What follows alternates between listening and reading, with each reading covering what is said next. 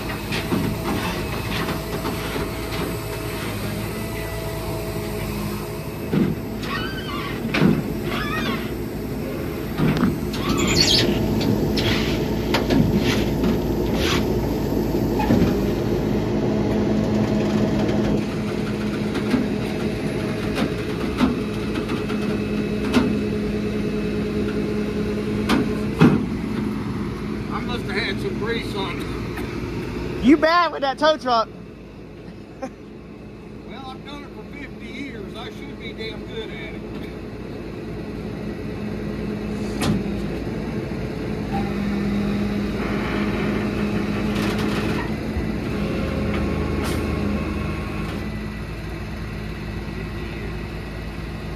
You bad man jamma with that tow truck. Alright, what's up everybody? So as you can see, we just got something in the mail today, and it's not a letter and it's not Blue's Clues. It's another Cummins. So I think I officially have a buying problem. I think I can officially say I'm probably addicted to buying myself trucks. This truck is not a business move, so this truck is not to make money off of. It wasn't intended for that. It was intended that I buy it for myself.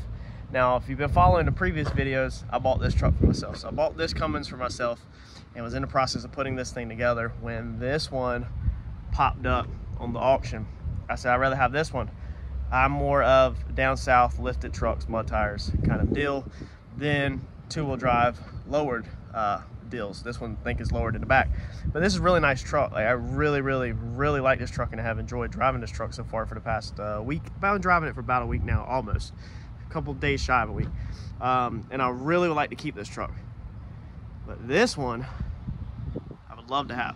There's a couple issues. We're gonna go over this real fast, and I'm gonna show you. We're gonna retouch on the white one, and then I'll show you this one also, and you let me know in the comments what you think. So first off, this is our 2010. You've seen it in the previous videos. Okay, it is freaking nice. It smells like new leather in here. I really feel like somebody recovered these seats, is my opinion, but I can't tell. I mean, this thing is really nice. Like, it smells literally like new leather in here. Now you can back of that, the stitching, like I really feel like that's all aftermarket. I don't know though, but this truck is super nice. It's fully deleted, full exhaust, two-wheel drive. It's got airbags in the back. You can see she's got a little over 20 pounds in it right now. So this one was super nice. This is originally the one I bought. It's got the double din in it and all that, and this was one we were going to keep before this other one popped up on the auction. Now this one we're either going to sell right out, or Randy has dibs on this one first. If I don't keep this one myself. I told Randy that obviously I have to get this figured out. What I want to do first before I can go from there, we still got to pinstripe this one and that. But this one over here, when this one popped up on the auction, I was like, well, great. I was like, I'll probably end up stuck with this one. And I wanted it, but I didn't want it. And what I mean is how I buy my vehicles is basically when something pops up, whether I need it or want it, I have to bid on it, because I have to take them when they got good deals on them. I can't just wait it out and wait until I want to get a new truck to go look for a truck. So I just take them whenever they come. Now it's got some damage around it, but I had no clue what was going on with this thing in the in the auction, you couldn't tell from pictures. You just can't tell. It was labeled, and I'll probably show you the IAA stuff here in a minute. It was labeled as fire damage and collision. You could see in the auction that it had a bed full of stuff, but I had no clue what exactly that it had in it. Underneath the hood, you could tell that it was tore apart in the pictures. I was kind of thinking that the turbos would not be there. The turbo would not be there from the way it looked at IAA. But when it got here, the turbo is there. So we still have the turbo, all that's there, but everything else is taken apart. Now I've looked this over for a couple minutes and we have found our issue, but there's still no telling what else is wrong with this thing. Whenever it came into the shop obviously has broke it down to start going after the issue. And if you look in here, so all of these wires are burnt. So your harness right there is burnt, and then the harness in the bed of the truck is burnt, and then all of this down here on the side of the block is gonna be burnt. And this is just gonna be melted wiring harness. You've got this plug right here that's completely been burnt. So when this caught on fire, all of the wire loom just basically melted off all over the side of the block and everywhere. So yeah, we've got to figure out what's going on. Everything's unplugged. Everything's taken apart. I have no clue what's missing. No clue where anything goes. So this is going to be something else. It's been deleted already. So that's good that all that crap was out of the way and is not in our way. But let's see here, like this wire is unhooked. Don't know where this goes. Yeah, fortunate enough for me though, being we have this white one right here, we can literally pop the hood under that one and look over here, because I'm not familiar with Cummins at all, but I've definitely got my work cut out for me. And the bad thing is that before I even know if this thing runs, definitely won't be able to drive it. First step would be to see if it runs, and then the next step would be to see if it drives. But when you're buying these salvages like that, to even get to that point, you have to do repairs, because obviously there's no way to know right now. So we can't fire this thing off and see if it runs. It should run. In theory, it should run. And normally doing salvage flips, there's a lot of theory involved. More than likely what happened was it caught on fire. It got towed into the shop. They started breaking it down to see if it's repairable, and then due to cost, they went ahead and totaled it out. I have to figure out how far this harness up in here goes.